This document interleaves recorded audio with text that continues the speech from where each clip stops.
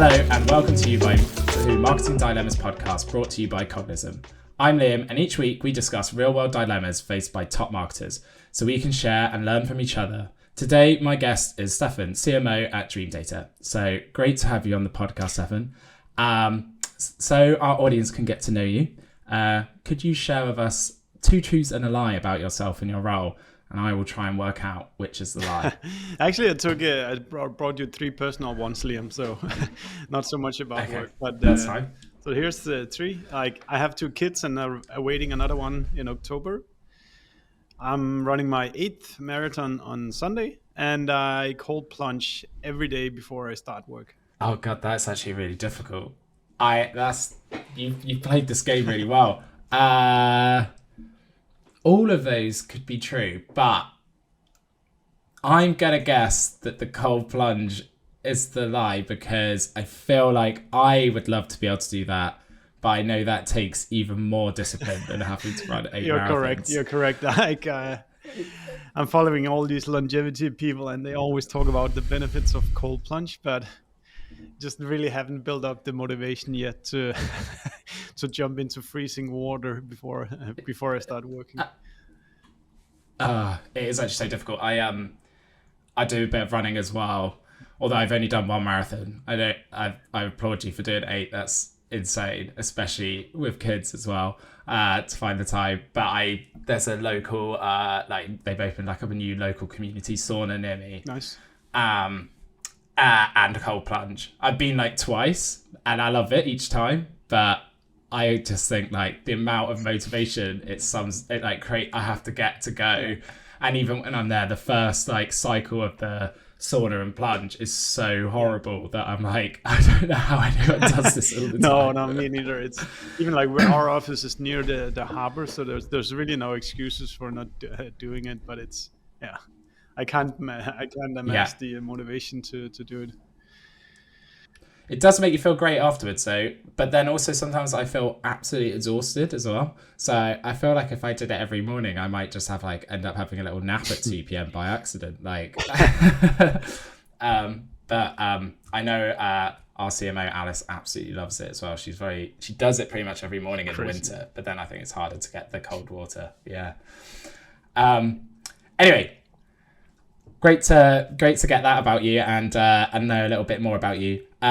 Is there actually could we have a little bit more of an introduction to you as your role at CMO at Dreamdata and learn a little bit about Dreamdata itself too? Yeah, happy to, Liam. So I'm a CMO at Dreamdata. I'm also a co-founder of the company, and like my whole career, I've been working in B2B marketing, which now spans 15 years or so. Time flies. And what I was thinking about being the CMO is like initially we started out being 3 people, Lars, Ole, and I. And being a CMO there, you're also the CRO and the salesperson and the content specialist, the paid specialist, etc. And it's been like an ever evolving journey of prioritizing what's the things I need to be responsible for and what can I delegate and get other people to care more about. Nowadays, most content production, I'm kind of just supervising, making sure that the voice and tone is correct here, but it's basically the team that comes up with all the creative ideas and does do the copywriting, the visuals, etc. So it continues to evolve, and I think that's also what you guys now have at Cognism. You have a fantastic team as well, and you have very specialized people because now you've grown to a size where you can actually afford that.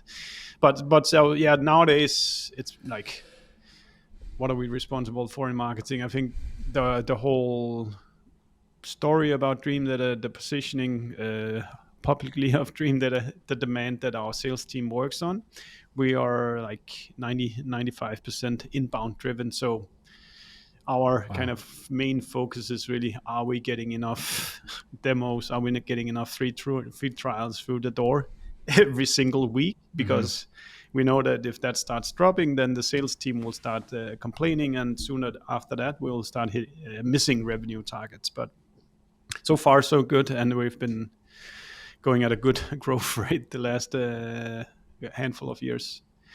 then what's Dreamdata? Well, the problem started out being kind of that classic marketing dilemma. Like, if I do this project, if I do this activity, what revenue does it then yield afterwards?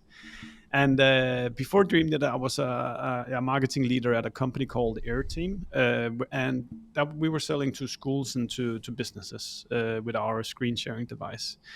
And what I found myself doing at that company was that I was judging the value of the marketing spent simultaneously as I was spending the money, meaning that the same month I spent the money, I would look at what's the return of this money, which is like a completely flawed way of doing things, because we know in B2B things take a long time. According to our recent benchmarks, it's 211 days on average from first touch to a deal being won. But still, I was sitting there in the same month where I invested this money and trying to understand, wow, what did we get out of this money? Because the CEO is asking, wow, why did you spend this money? What are we getting out of it? So I've just through that tenure, kind of, I just continuously got more frustrated about, I want to be able to directly show how we're impacting revenue, because there's all these B2C marketers out there that like run Google search ads, and then people search for a Nike running shoe, and then they click the ad and then they buy the product. But it's not that simple in B2B. It takes months and months, and there's 5-10 stakeholders per deal, etc. And I happened to run into my two co-founders afterwards, as they were kind of trying to just pitch a very early idea, and it ended up me joining Lars and Ola as part of the co-founding team of Dreamdata. And our vision has always been to, I think the vision has always been revenue automation, meaning automating as much about how marketers produce revenue as totally possible. But the first very tactical problem we set out to solve was attribution. You got a click here. Did that click become pipeline revenue later on? And I think by now it's fair to say we've developed a world-class B2B attribution solution. And our new focus after having completed that is now what we call activation, which is saying, now that we know what works, which systems can we now put this information into?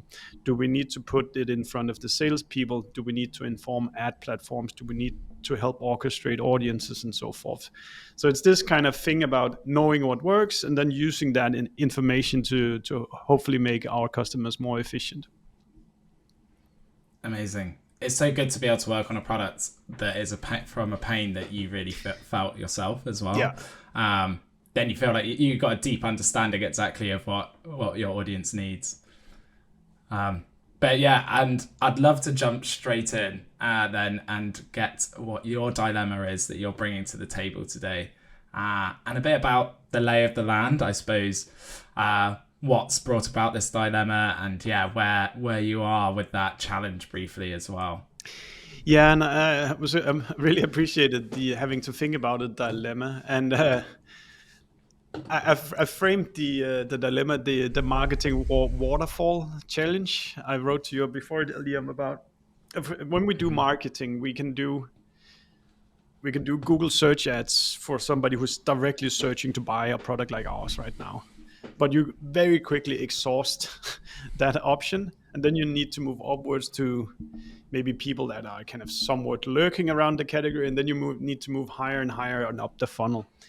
And when you're leading marketing, running marketing, you constantly have to decide between where in this marketing waterfall do we try to fix the leaky funnel? Do we need to add more people on top? Do we need to do better conversion of the awareness that then makes people become demo calls and so forth, etc. And I think my dilemma right now that we are to therapy session about today is that I think what we struggle with is that we have always been quite good at creating awareness about our company, and that's great. That does become demo calls at some point, but I just wish we could find a way to kind of accelerate this kind of movement from you've heard about the brand Dreamdata to you actually starting to researching and understanding the problem we do, and then you booking calls for the sales team. And what we've done this year has been that we've established monitoring of our ICP, which is, I think, somewhat like I think we have around 20,000 companies globally that we kind of, from like a firmographic perspective, fits the bill of who we're trying to target. And those we are getting in front of more than 70% off in terms of in a quarter. So they get served an ad, they do something with us. So I think that's a really good distribution of marketing money in terms of getting on the radar. But what we need to kind of figure out are kind of what is, if you think about it as kind of the waterfall, what is it that we can do to kind of make those metrics that are more downstream grow similarly as well. So that's what I wanted to talk with you about today, Liam. What did we do about that? Amazing. That's a great topic. Is there a certain part of that waterfall that is like showing like the most friction, or places that you feel like you've got the easiest quick wins, or the things that you know you can do to improve the most? So I think also one thing is, where do you set the goalpost nowadays? I think when I am the victim of outbounding from ice cold BDRs that have not paid any entrance fee, have not built any brand awareness with me, and them going straight to book a call, I'm just like, of course, I'm not just gonna clear my calendar to do a demo call with you. So I think nowadays, I'm wondering how far can you take from, now there's some brand awareness, and can you ask them to go to your website? Can you ask them to download some kind of marketing asset? Or should you go all the way to ask them for that demo call or for that free sign up? And what we're debating at the moment is, as well, is kind of, how do we take that awareness? Should we just go for the next kind of soft micro step, or should we how far in that funnel should we actually try to pull them? That's so true. I feel like I struggle with that when I'm asked to go on a demo call and I don't actually even know what the solution is, and I'm not aware, and I'm supposed to learn about it on the call straight away, and then obviously the sales process pushes you to take a next step, but I don't have a next step. I've maybe only just learned about that solution at that point, and therefore I don't really want to take that call. I'd rather actually go away and do a bit of research myself and make up my mind in the future. Not to mention that even taking that call in the first place is like, I'm not going to take it unless like there's some sort of other leverage involved, because it's like I don't have the time to go on and just learn about a tool in that way. So that point is so true. But then the point of measuring, I suppose, when that point is, that I don't know within myself when I've maybe seen enough awareness ads that I have enough awareness that I know that it's a problem for myself, and when I need that extra next step to be tipped over, and then that's where that dilemma comes up. Yeah, I was just thinking, like, as you were talking, Liam, that I don't think I have ever jumped on any of these. Take a call with this brand I don't know anything about. I just think, like, for many people, they need to you need to respect that they're not in the in-market segment right now, and it's at scale, it's much better to just try to serve them some more relevant content that kind of warms them up a bit more before you go in for the hard ask of a demo call. So I'm running through several. We're talking about different things where it could be that we should. So let's say that we have accounts, and these accounts that are somewhat brand aware. Maybe we would need to understand, like, who are these people, and then just serve them relevant content at scale. So given they reach a certain threshold of engagement, then we should maybe trigger some email to these people, if we have consent, that contains some kind of relevant piece of content that just kind of pulls them into the website, stay in our ecosystem for a little while, and then leave again. Because I think it's like there's in B2B, there's people who are like highly likely to be out there solving your problem, the problem you can do right now. But the truth is that somewhere above 95% are dealing with other problems right now. They're not out there looking for a solution. So what we as Yeah. marketers should be trying to do is to make sure that we will be on the list of vendors that they will check out once that they kind of feel that the problem that you solve is what is relevant to solve now, and your name gets on that list of vendors that are going to be spoken to. Yeah. So do you have like an account score, like engagement score set up at the moment to do that sort of thing? Yeah, so we're a little bit blessed by our own technology at Dreamdata. We have an engagement score that used to be a little bit static, but now it's really intelligent. We've released some AI signals that scans the data warehouse and then allows you to customize the engagement score from whatever signals that you observe. And we now use that to join kind of our ICP together with engagement score, and that creates accounts for our sales team to kind of pay attention to. And then the job of the sales person is to kind of just briefly study the customer journey of whatever account is created, and then try to reach out to them and get them into a sales process. And how well, out of interest, then, is that serving some of that dilemma in terms of like predicting when that awareness is like heated up into actual engagement that is at the right time for sales to reach out? I think this is still TBD. I don't think we've Yeah. nailed it yet, but at least we've reached a point where our sales team never works. They never ever work on ice cold accounts. They only So we control from like a RevOps perspective. We control who they work on. So we have a set list of accounts that we want to work on, and once they have enough engagement, they're then assigned to the salesperson.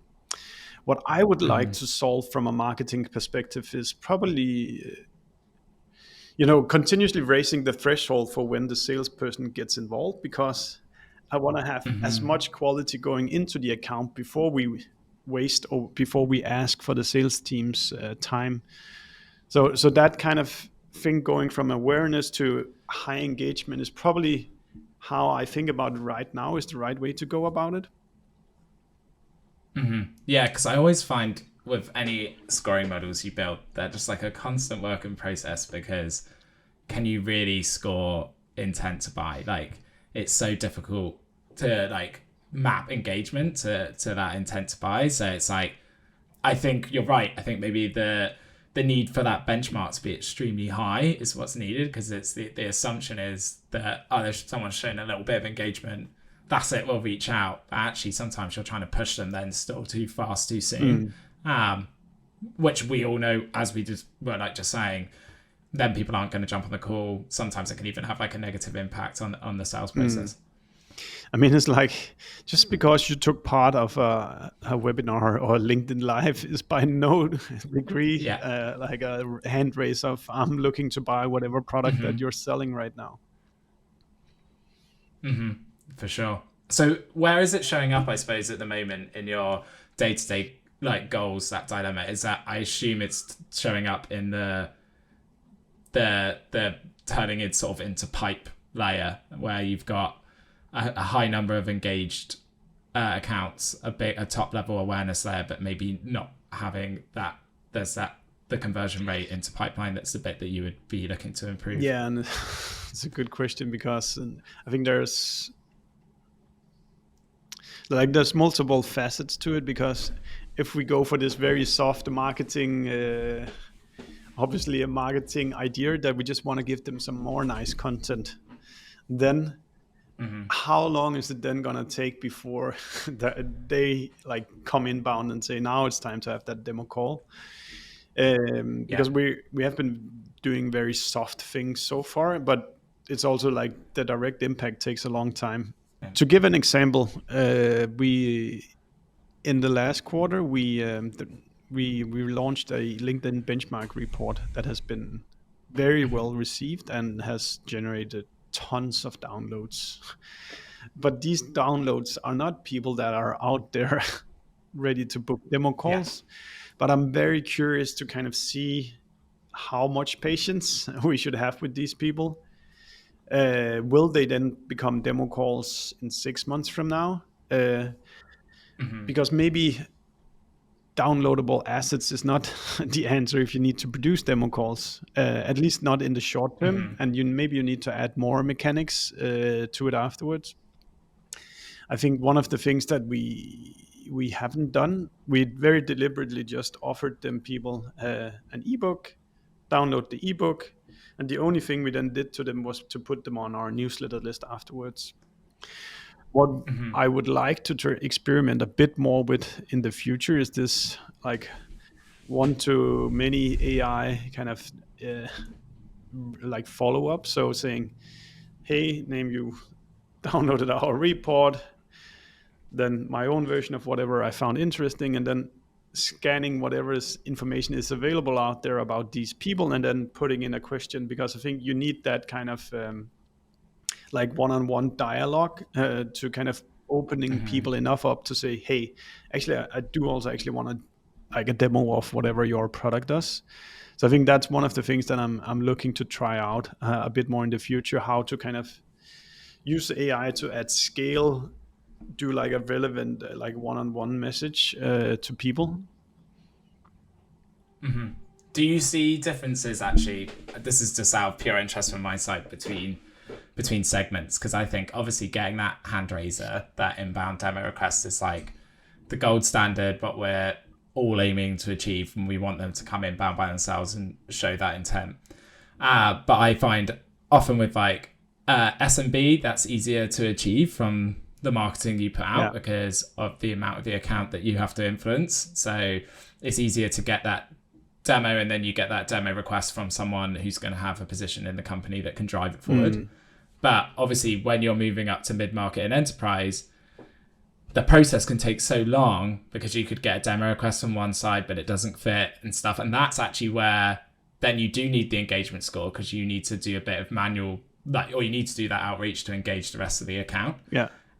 So do you see that dilemma specifically in those sort of segments, or is it sort of do you find that across the board? I think in general, you're right that like obviously larger accounts take longer time. Something I've been starting to think about lately has been the physicality of the geos of larger companies. So a company like Cognism, what are you now, 1,000 people or so, 700? Just over 500. But you guys, you don't sit in the same office every day. So even though you, from like an ad point of view, might have served a lot of impressions, they might all have gone to Alice. And if it's only Alice who's been consuming all this marketing activity, then she's not you're not getting into this serendipity moment where Liam and Alice all say, hey, I actually also saw this company. Could one of you reach out to them and try and have a demo? With these big teams, your ads might go into just one person, and one person just doesn't pick tools in a large company. In large companies, it's maybe you have a procurement department that needs to take requests, and then the procurement department starts this RFP process, and then things takes a ton of time. Whereas if you have really small, let's say 100 people, those might all be sitting in the same room. If you serve them ads on LinkedIn, you might walk past a colleague that is browsing LinkedIn, and you see the ad, and you can start talking about these dynamics of this company, and that just increases the likelihood of you seeing direct response to your marketing. Yeah, I think that's exactly it. It's like in SMB, you're able to get more of that direct response easily. And in enterprise, actually, or mid-market, what you're trying to foster is the then unmeasurable unknown, which is a conversation in the office between people who are actually like saying, who are like talking about a tool, and that you come up when that like pain is either mentioned, or if they're in that evaluation thing, that you're just mentioned in those things, and everyone is aligned because they've seen all of your content and ads. And that's where I think that's the hard bit to do. And that's where I think like high quality content can be a good enabler or a door opener. That say we produce some sort of benchmark that is super interesting, then they might be start sharing it in your team, and that will make them go, hey, I've actually been seeing this company. That's an interesting report. What is it that they do? Okay, now it's time to actually have that conversation. But it's I wish I could kind of find the silver bullet for this dilemma, because I think it's ever present of where where to focus your attention when you have this funnel of awareness, whatever we call it, engagement, and then actual buying behavior. And I think that is then kind of also figuring out what is the intersection for when you need to have the sales team's attention. There's products where you can like one person can buy it and just use for themselves, but in these more like complex products or larger deal sizes, you typically need the sales team at some point to start doing like one-on-one communication with these different kinds of prospects that you're trying to break through to. So what have you tried today that's worked, and what are you sort of thinking? I mean, you kind of mentioned what you were thinking of trying next with like the one-on-one, sort of like bringing people into a one-on-one AI led outreach. But yeah, what else have you tried that's actually maybe started to take shape that you're happy with how it's working? I think it's been interesting to see this like benchmark report, which I mentioned before, as kind of an enabler for getting people to our website. So if you think about when you serve ads, you can just measure how many ads reach the right accounts, but then those accounts doesn't necessarily show up on your website. They've just been served a lot of ads, so they start knowing more about you. As we launched that benchmark report, we suddenly had an asset that kind of could be that fair ask for a visit to the website. So that gave us a huge spike in last quarter in terms of how many of the ICPs that actually show up on our website. So that's been a learning that for me, that you need to have something for people to offer that is not buy our product right now. So you need to kind of develop content or whatever you want to call it that is kind of a fair ask for getting them a step further into your ecosystem. I think we definitely want to be continuously pursuing that path of creating like let's say proprietary data insights about how B2B marketing works. We also have a weekly live show on LinkedIn called Attributed, where we bring in relevant speakers for B2B marketers and then invite them to take part of an hour, just like you and me talking about some kind of marketing thing right now. And that is kind of also like a nice micro conversion for the salespeople. Instead of asking another qualification question, maybe like last week we had April Dunford in talking about B2B positioning, and instead of having to go through like the discovery call with a client, maybe it's just good to put them in front of somebody from Dreamdata facilitating some knowledge that being gained by the person that is viewing it. Yeah. I think you hit the nail on the head that there needs to be another layer of account engagement that is getting people sort of engaged with you and building that relationship before the demo and the sale. And I think we look at it in when we get someone engaged in one area of what we would like call our media machine, that then we ramp up the activity to invite them to other things. So if they attend a webinar, get them to subscribe to the podcast, try and get them to follow one of our newsletters, get them to follow us on social, followed by then exactly as you say, what we just call it like content threading, like threading people through content, so getting them to engage and having that one-to-one interaction. And then if they get a bit hotter again and they're a larger account that we're maybe putting into our one-to-one program, then thinking about how you get that executive sponsorship in, where maybe you can reshare other content with them from the right people to be having a conversation with them. I think I also saw you guys offering 50 leads, right? Or something like that. Yes. I think that's a good example of so like once they're warm, let's give them a little bit more taste directly of the product afterwards. Yes. Yeah. And we're always trying to like figure out what that perfect offer is at that point to get them sort of like, then at that point thinking about like actually trialing and working with the product. But I think that kind of all comes into what your retargeting layer says, right? Yeah. And what you offer in that moment. From a product perspective, we're also we're constantly like kind of tweaking we have a free product, and we're trying to just constantly make it better and better, so that can kind of be like our version of having a little taste of what the full product does. So kind of if you're highly engaged, maybe we can get you into to kind of start trying the free version, because if you start then like having a good experience with the free version, then the idea is hopefully we can then convert you into a paying customer at some point. So I think this kind of, there's also this intersection of, you've created awareness, you've offered some content, is there kind of a logical step into kind of further down your funnel, which could be to trialing your product either free or like, I think what you guys, sometimes you give them 50 leads, something like that for free. And obviously if people call through them and realize, oh, this is real numbers, then that's a really good testament to what your product does. Yeah, that was an interesting offer as well in itself, because we realized sometimes you do like, we started with 25 free leads, then it was 50 leads. Then we played around with the offer being data sample, because we've realized for certain companies and different sizes, putting the number on the offer isn't attractive enough, right? So 25 free leads for a micro SMB company, great, but 50 for an enterprise that has a huge challenge to solve with data and a huge CRM, they actually need more than that. So we need to like, naming the number can have an effect on it. So I find that really interesting. So what level of like access to the product is going to actually tip someone over the edge to want to try it. And also I've seen people here and there on LinkedIn post about being successful at paying for them to do demos for clients, and I think we've done 1 or 2 small experiments with it without actually being able to attract the right kind of people for these demos. But I have seen people brag about it on LinkedIn, saying that it works, but we haven't nailed it yet.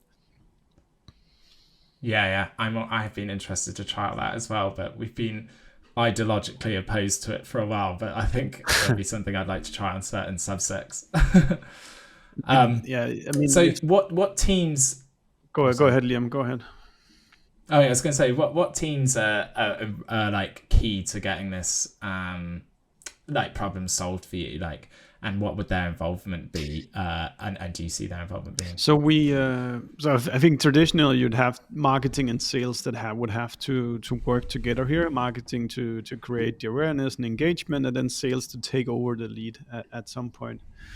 What we're trying to set up now at Dreamdata is what we call go-to-market engineering. So it's somebody with engineering skills that thinks about commercial problems, where we're trying to see if we're hardcore believers in the one-to-one experience in these AI times, that you need to speak to people. But can we find some way to scale kind of the flow of the waterfall with kind of continuously serving more and more relevant content to people, so that we lift the bar for when people are not enough engaged. And then the salesperson, I think ideally the salesperson only have to step in once there's a reply to something you do. That would be my kind of dream scenario, that you run a lot of high quality content, and once somebody actually hit the reply button in their email to the content you sent, that's when a real person needs to step in and actually read what's been served, what are they asking for, what is a good next step to do. So I find that I think like marketing and sales needs to exist, but I think more nowadays, to be efficient with marketing, I think everybody will get how to do AI in go-to-market 3 years from now. But I think there's like an arbitrage period right now. If you are kind of in the forefront of this, you'll have some years where you can kind of outpace companies that doesn't grasp it yet.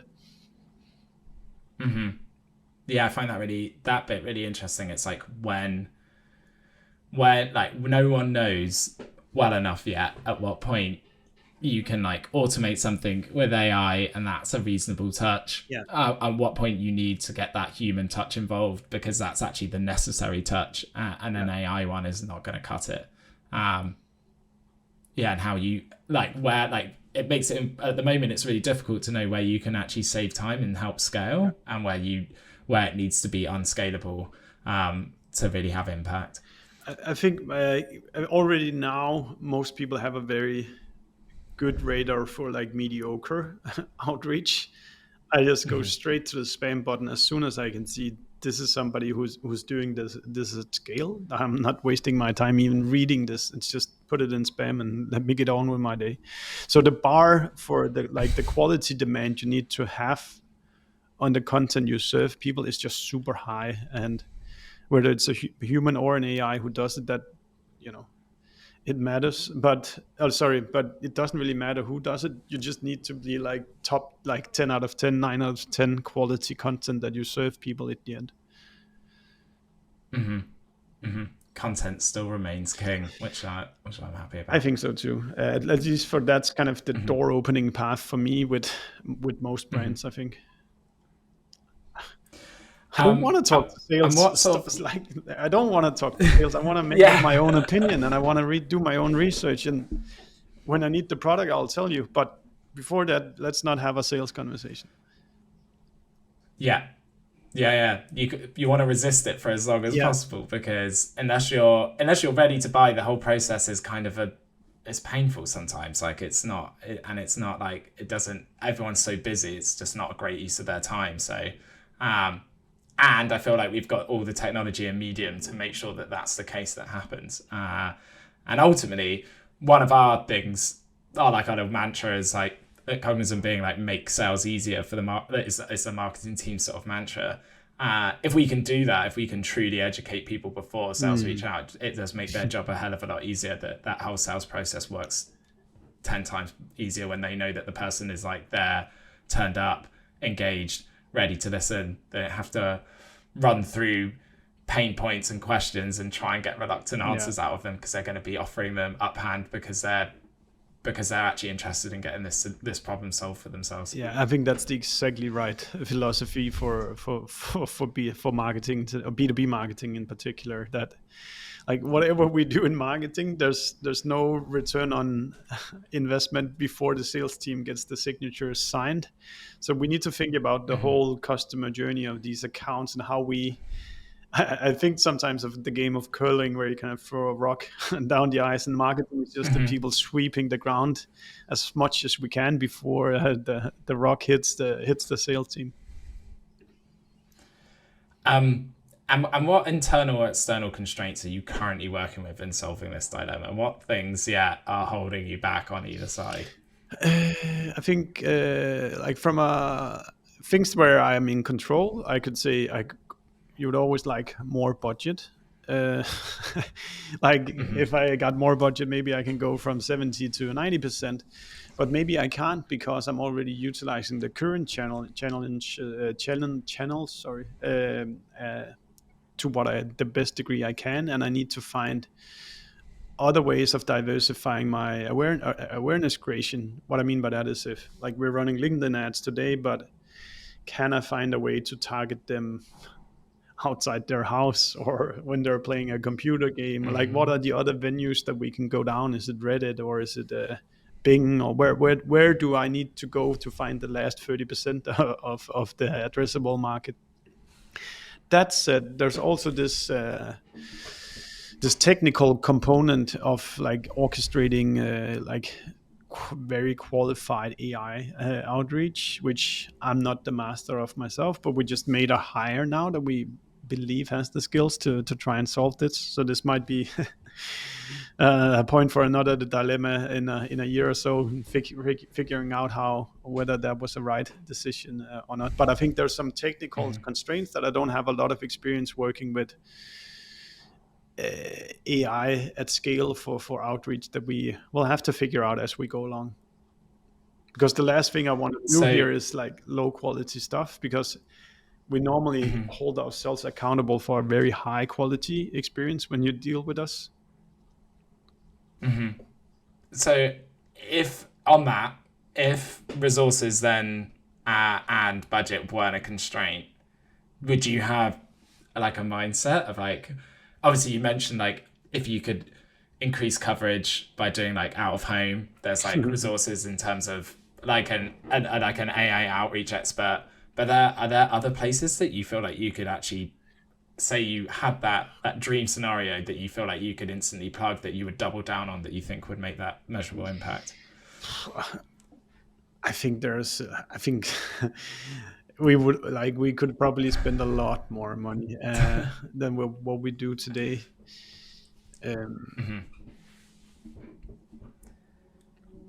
It's a good question, Liam. I was just trying to, we could do today we're very digital, but we could do a lot more things to go out and meet people physically.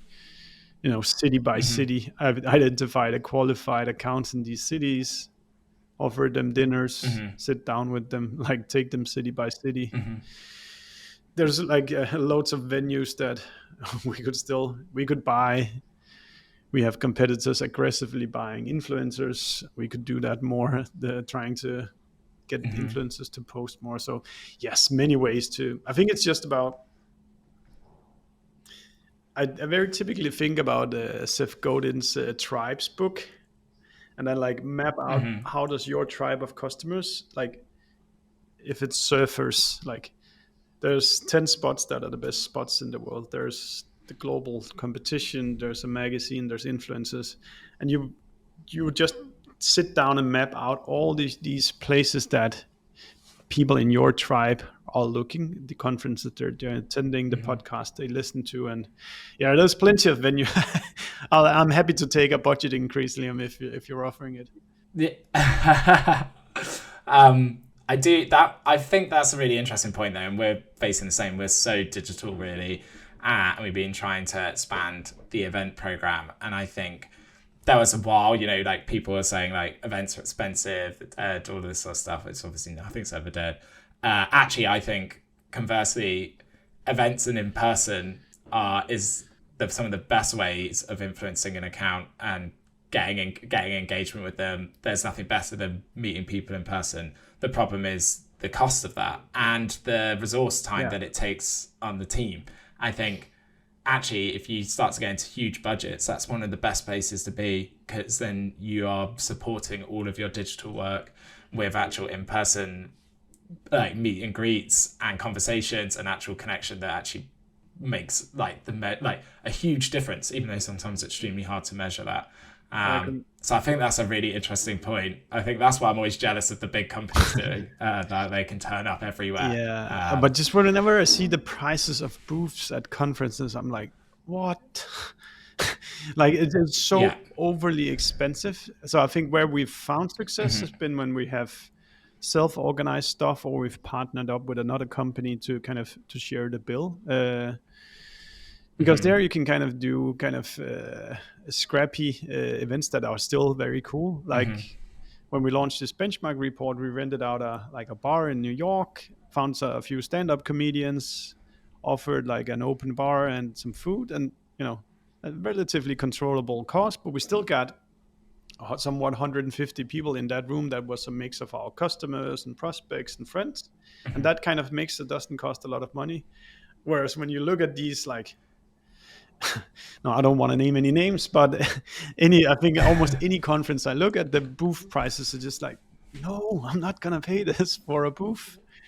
Yeah, and I think that's the unique challenge, like between a smaller and a larger company, is that yes, like events work and events are amazing, but if you've only got a certain number of chips, you can't bet it all on events because you won't get the reach that you need. No.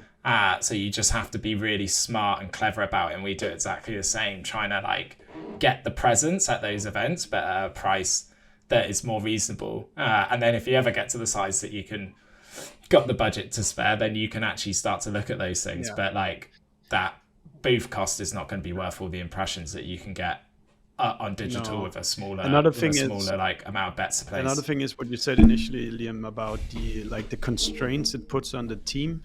The physicality of a certain date at a certain time just means that in the week or two up to it, it kind of just completely blocks off your calendar for anything else, because it's on this day at this time everything needs to work. And that that is a very big strain on a small team. Whereas I think people that can afford like a field marketing responsible can much better deal with these things and organize things better. Whereas if you don't have any person like specifically selected to carry it can end up like really consuming the whole team. and they and the alternative of cost of them not spending their time on all the other tasks can be quite significant. Yeah, definitely. I completely agree with that. I feel like we're probably in a very similar situation ourselves to you. Um, so, are there any companies or marketers that you look for inspiration when trying to solve this dilemma? I think I'd give a shout out to Jacob Maroft, who's the SVP at marketing at Synthesia, which I met up with last week. And I only meet him like once a year, but it's always massive inspiration for what to do more or less of. Last week, one of the things we discussed was also kind of this finding new channels, and they are very successful at running ads on Meta network, which is normally for a B2B not good, but or at least you can't be very specific there. But yeah, they had a very inspiring approach to kind of how they utilize video, and then like within the first 2 seconds you need people to be able to disqualify themselves, and by little you train the algorithm to find its way, and that has proven out to be like a massive awareness driver for them. So Jacob, there's a shout out to you for for like once a year inspiring me what I should do more and more or less of. I always feel like the people that I meet up when I meet people in person, like the advices that they give you kind of probably just like being physically present as a salesperson with a prospect, they're kind of the advice that I get from people that I actually meet, it kind of tends to stick a bit more. So probably the advice should just be to go out and meet up with fellow marketers that you think are smart, and have a beer, have a coffee, and listen to what they're up to at the moment. I always feel like there's always like just everybody has just one thing that is working right now, and that one thing is typically quite good to take home with you and try to kind of borrow from. And that's Yeah. how marketers Yeah, dilute all things that are that are working. that is so true. Everyone's got one thing that they've just locked onto and doubled down on for a bit whilst trying to find the next thing just before that runs out. Um, Perfect. So we'll wrap up, but what would be one next step that you'd want to take, I suppose, after this conversation, or even if it was like a planned next step? Oh, it's a good question, Liam. I'm there's so I think we're already now starting to experiment a little bit with this AI text program, but I got reminded. I reminded myself about this this kind of dinner approach that it doesn't have to be rocket science. Sometimes, like imagine we could fly to London, pick the accounts that has the best engagement rate, which are not customers right now, get you and Liam, the other Liam from Cognism, to join that dinner because you're fairly happy Dreamdata customers. And then, we pay for the dinner, we get B2B marketers together, and that could be like a great opener. So like this granular city by city dinner approach to engage the account could be probably a way to break through the deadlock of awareness, but not like sales situations. Yeah. Yeah, love that. And I have another final question. What are the 8 marathons or the 7 marathons you've done, and where's your 8th one? Yeah, so I'm a bit boring. So I've done 7 or like 6 Copenhagen marathons, and then one in Berlin, Okay. and then this one on Sunday is Yeah. in Copenhagen again. Practicalities of where I live and no commute and stuff like that. Do you have any dreams of doing like the big 6 and doing all I of did those? at some point, but now, as I said, I have 2 kids now, and days off from dad duties are scarce. So maybe when kids are a bit older, but right now it has to be somewhat practical. Do you have a time you're aiming for as well? I'm hoping for below 4 hours. That's my. Oh, nice. I did like 4 That's hours fast. and 9 last year, and but I was also hoping Okay. to train more than I've ended up doing this year. But I'll put myself at a pace to do below 4, and then we'll see. Gotta find a 10 seconds or so in each lap, which is so much harder than it sounds. I actually asked ChatGPT a few days ago, how much harder is it to run at 5:30 as opposed to 5:40 per kilometer? And turns out it's significant. And, there you go. That's a perfect use of AI. Yeah, I ask it all sorts of weird stuff. Don't we all? I love that. Well, thank you so much for coming on, Steffen, and sharing your dilemma. I think everyone's going to find that really, really useful, especially if they're in like a similar space, similar size company, both Dreamdata and Cognism, because I think there are some super universal challenges there and a dilemma that everyone's kind of facing at the moment. Well, thank you very much, and I will speak to you soon. Thank you, Leon.